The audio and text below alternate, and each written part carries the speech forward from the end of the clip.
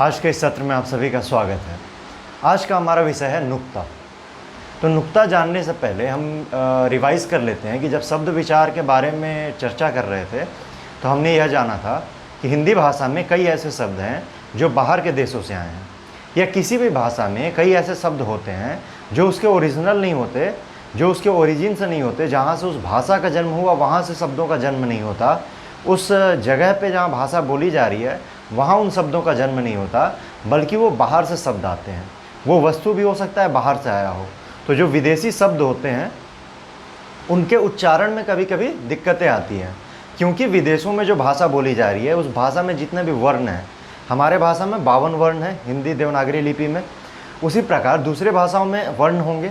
हो सकता है कि वो वाला वर्ण हमारे यहाँ उपस्थित ना हो, हम लोग इस्तेमाल नहीं करते हों। तो अगर कोई शब्द आता है वहाँ से और उसका उच्चारण हम नहीं कर पाते हैं तो उसके लिए फिर हम नए वर्णों का ईजाद करते हैं। तो इसी प्रकार अरबी, फारसी या अंग्रेजी से आए हुए कुछ शब्दों को उच्चारण करने के लिए हम लोग अपने वर्णों के नीचे बिंदी लगाते हैं और उसको थोड़ा खींच के बोलते हैं। जैसे ख, हमारे यहाँ ख, ग, घ बोला जाता है, लेकिन अगर इसके नीचे बिंदी लगा दें, बिंदु लगा दें, तो उसको क्या बोलेंगे? ख, ग, थोड़ा खींचेंगे, ज, फ। तो जब शब्दों वर्णों को खींचा जाता है नीचे वर्ण लगा करके, तो उस बिंदु को क्या कहते हैं? वर्ण के नीचे बिंदु लगा करके उनके उच्चारण में जब बदलाव आता है तो उस बिंदु को हम नुक्ता के नाम से जानते हैं। तो हमारा आज का जो विषय है नुक्ता।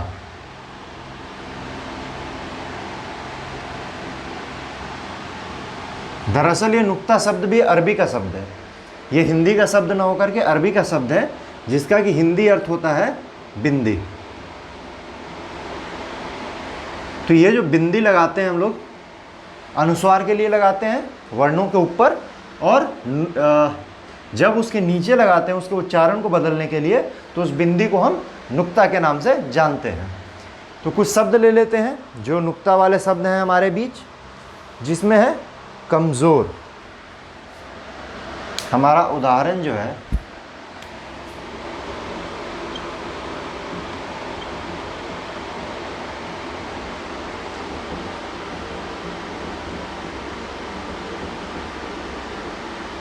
इसको हम लोग कमज़ोर नहीं पढ़ते हैं, क्या पढ़ते हैं? कमज़ोर। ज को थोड़ा सा खींचते हैं, ज को थोड़ा सा खींचेंगे तो क्या बनेगा? ज। तो कमज़ोर। इसके अलावा कुछ अन्य शब्द और ले लेते हैं, जैसे तूफ़ान, ज़रूर, इस्तीफ़ा।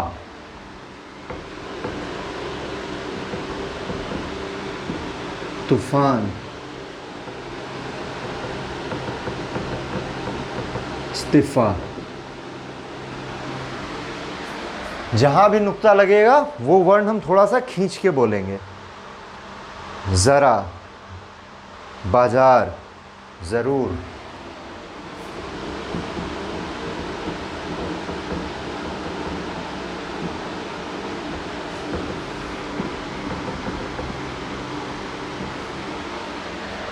इसका उच्चारण क्या होगा? ज़रा, बाजार, ज़रूर।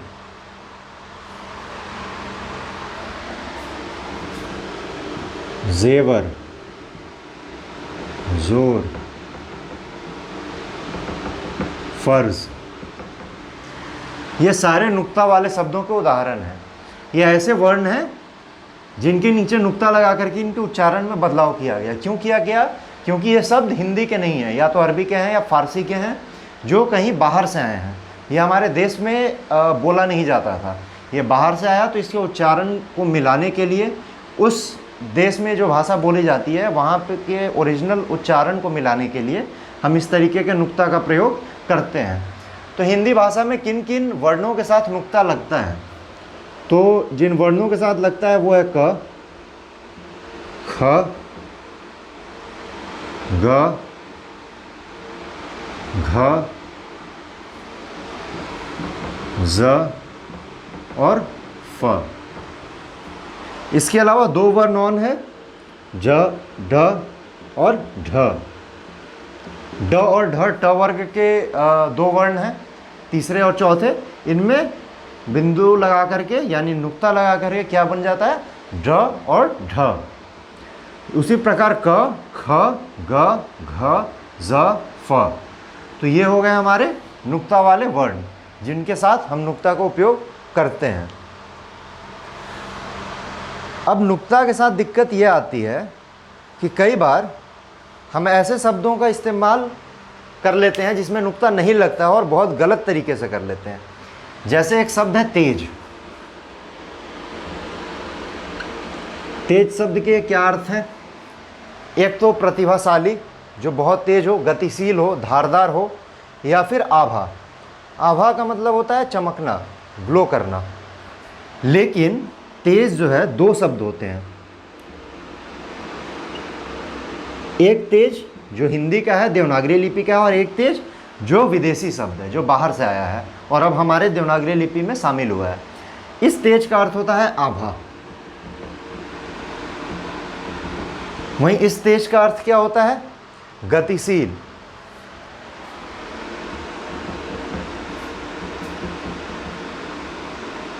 या फिर धारदार। आभा मीन्स अंग्रेजी में आभा को कहते हैं हम लोग ब्राइटनेस या फिर ग्लो, और गतिशील यानी फास्ट। तो जब कोई चीज़ बहुत तेज चल रही हो, फास्ट जिसको कहते हैं स्पीड में हो, तो उस समय कौन से शब्द का उपयोग होता है? तेज। और जब किसी के चेहरे का या फिर उसके व्यक्तित्व का जो ब्राइटनेस दिखाना होता है, ग्लो दिखाना होता है, अक्सर ये चेहरे का होता है, तो उसको हम क्या कहते हैं? तेज। दोनों में अंतर क्या है? इसको पढ़ेंगे तेज और इसको पढ़ेंगे तेज। जबकि आम भाषा में, हिंदी में क्या करते हैं लोग? गतिशील या स्पीड के लिए इस वाले तेज का उपयोग करने लग जाते हैं, जो कि गलत है। ये वाला तेज कहाँ इस्तेमाल होगा? आभा के लिए। जैसे कि हम उदाहरण के लिए ले लेते हैं कि शीला के चेहरे पर आभा है और उसकी बुद्धि भी तेज़ है। शीला के चेहरे पर तेज है और शीला की बुद्धि तेज़ है। इसका अर्थ क्या हुआ? कि उसका चेहरा जो है वो ब्राइटनेस है, उसके चेहरे पे ब्राइटनेस है, ग्लो करता है उसका चेहरा। और तेज़ यानी उसकी बुद्धि तेज़ है, बहुत धारदार है उसकी बुद्धि। तो इस तरीके से हमें शब्दों का सावधानी से इस्तेमाल करना होता है। आइए आगे बढ़ते हुए हम कुछ अन्य उदाहरणों के साथ इन शब्दों को समझते हैं। जैसे एक और शब्द है जिसको हम लोग फिर कहते हैं, फिर, जो कि हिंदी का शब्द है और उसमें केवल फिर शब्द का इस्तेमाल होना चाहिए, लेकिन हम उसके नीचे अक्सर नुक्ता लगा देते हैं और वो शब्द बन जाता है फिर। तो इसी प्रकार हम कुछ अन्य उदाहरण लेते हैं जिसके अंतर्गत जो अर्थ है वो बदलता है। तो हमारा पहला जो शब्द है वो है खुदा।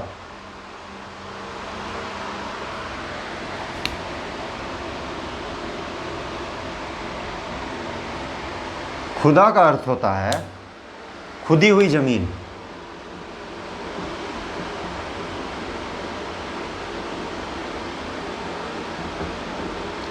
यानी ज़मीन खोदने की जो प्रक्रिया है और खोदने के बाद जो खोदने की प्रक्रिया है उसको हम लोग खुदा कहते हैं हिंदी में, खुदा। और जब इसके नीचे हम नुक्ता लगा देते हैं, ये क्या बन जाता है? इसका अर्थ बन जाता है भगवान या फिर अल्लाह। तो ये नुक्ता लगाने के बाद शब्दों में अर्थ के परिवर्तन है। तो हम जब वाक्य में या बोलते वक्त इन शब्दों का प्रयोग करते हैं तो हमें बहुत ध्यान रखना होता है कि हम कौन से शब्द का उपयोग कहाँ कर रहे हैं। जिस प्रकार तेज के लिए था तेज और तेज, उसी प्रकार खुदा और खुदा। तो खुदा भगवान या अल्लाह के लिए होता है, वहीं दूसरा जो बिना नुक्ता वाला खुदा होता है वो खोदने के लिए प्रक्रिया में इस्तेमाल किया जाने वाला शब्द है। इसी प्रकार हम दूसरा शब्द लेते हैं जो है गज। गज का मतलब क्या होता है हिंदी में? हाथी। और वहीं दूसरे गज का क्या अर्थ होता है? दूसरे गज का अर्थ होता है नाप, जो हम लोग नापते हैं कि 1 गज हो गया, 2 गज हो गया। तो हमारा दूसरा शब्द हो गया गज।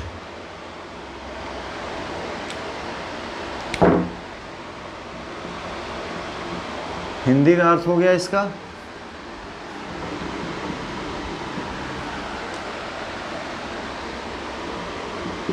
हाथी और नाप। ये जो नापने का एक प्रक्रिया होता है, नापने का एक जो पैमाना होता है कि 1 गज, 2 गज, 3 गज, जो फीट या किलोमीटर, मीटर होता है, उसी प्रकार से हिंदी में गज होता है। तो बिना नुक्ते वाले का मतलब हाथी, नुक्ता लगाने के बाद बन गया नाक। उसी प्रकार कमर, जो हमारा एक होता है कमर और एक होता है कमर। इस कमर का अर्थ क्या होता है? जो हम लोग पेट या पीठ के नीचे के शरीर को हम लोग कमर के नाम से जानते हैं।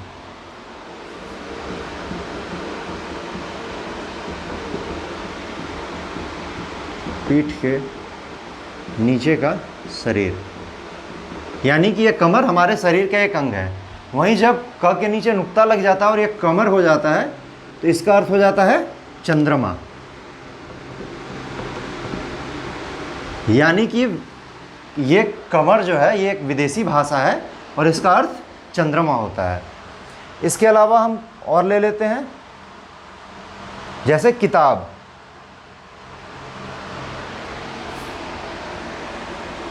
हमारा एक और शब्द हो गया किताब और फिर किताब। दोनों में अर्थ के अंतर क्या है? यहाँ अर्थ हो जाएगा पुस्तक और यहाँ अर्थ हो जाएगा कुर्ते का गला। जो हम कुर्ता पहनते हैं उसमें जो गला होता है, गले वाला जो पोर्शन होता है, हिस्सा होता है, उसको हम लोग किताब के नाम से भी जानते हैं। उसके बाद कुछ अन्य उदाहरण और ले लेते हैं, जैसे कतरा।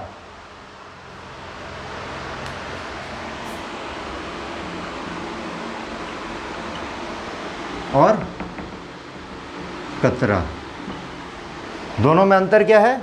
एक का अर्थ होता है फांक, दूसरे का अर्थ होता है बूंद।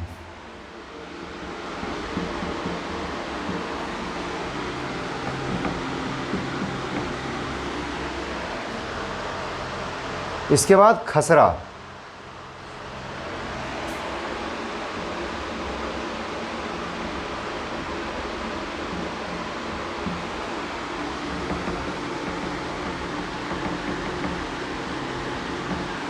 ये जो खसरा होता है इसका अर्थ होता है हिसाब का चिट्ठा।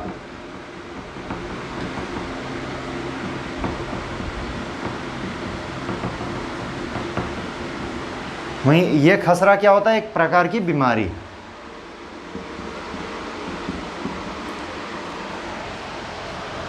आगे चलते हैं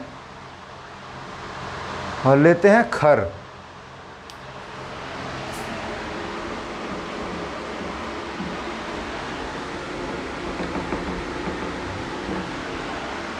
इस खर का अर्थ होता है तृण और इसका अर्थ हो जाता है गधा।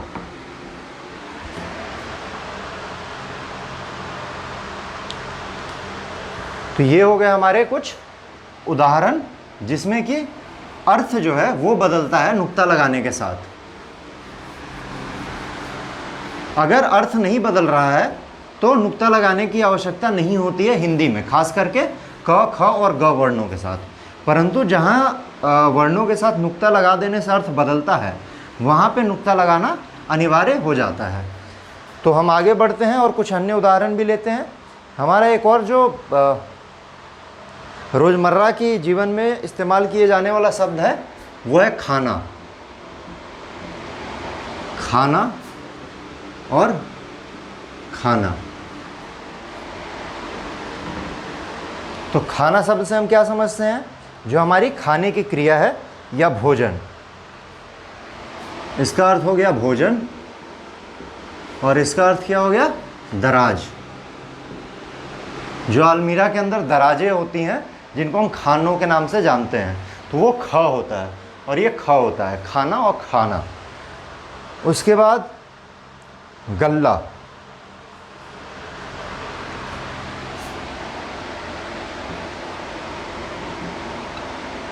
गल्ला और गल्ला। इस गल्ले का अर्थ होता है भेड़ बकरी। वहीं दूसरे गल्ले का क्या अर्थ होता है? कि अनाज। भेड़ बकरियों का झुंड। और इस गल्ले का अर्थ क्या होता है? अनाज। हमारा अगला शब्द है गोल।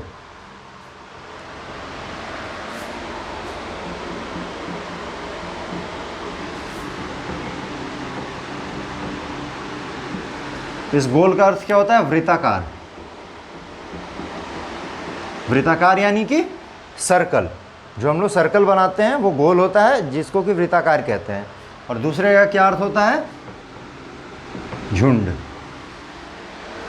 हम अगला शब्द ले लेते हैं गौर।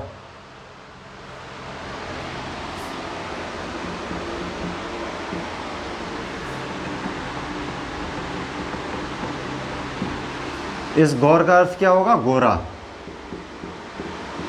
और इसका अर्थ होता है ध्यान देना।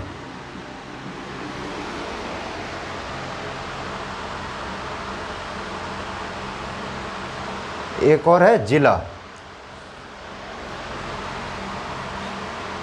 जिला का अर्थ होता है जनपद या फिर चमक दमक। इसमें दोनों में बराबर शब्द होता है।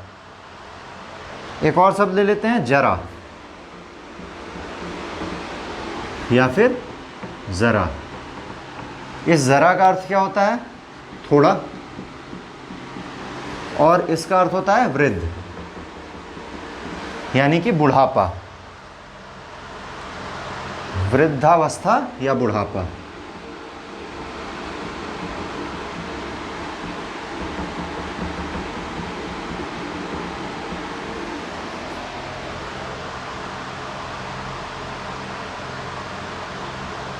इसके बाद हम ले लेते हैं जीना। जीना और जीना। जीना का क्या अर्थ होता है? जिंदगी।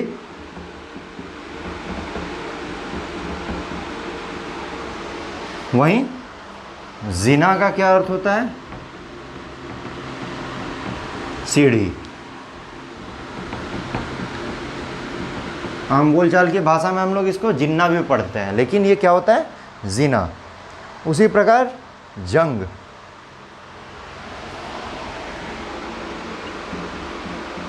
इस जंग का अर्थ क्या होता है? और एक दूसरा हमारा जंग होता है जिसमें नुक्ता लगाते हैं हम लोग।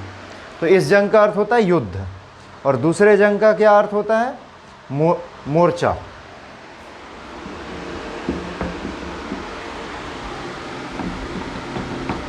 ये मोर्चा ये जंग जो है ये युद्ध वाला मोर्चा नहीं होता है, ये लोहे में लगने वाला मोर्चा होता है। लोहे में लगने वाला मोर्चा। तो इस प्रकार के जो शब्द हैं, इनका जो अर्थ है वो बहुत बदल जाता है, बिल्कुल कभी कभी उल्टा बदल जाता है। जैसे एक और हम ले लेते हैं ज़िरह।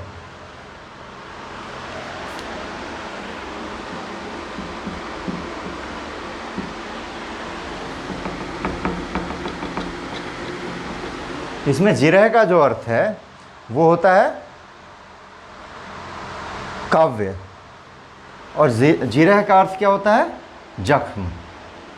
जख्म यानी कि चोट। और इस जिरह का अर्थ क्या होता है? काव्य। काव्य यानी कविता।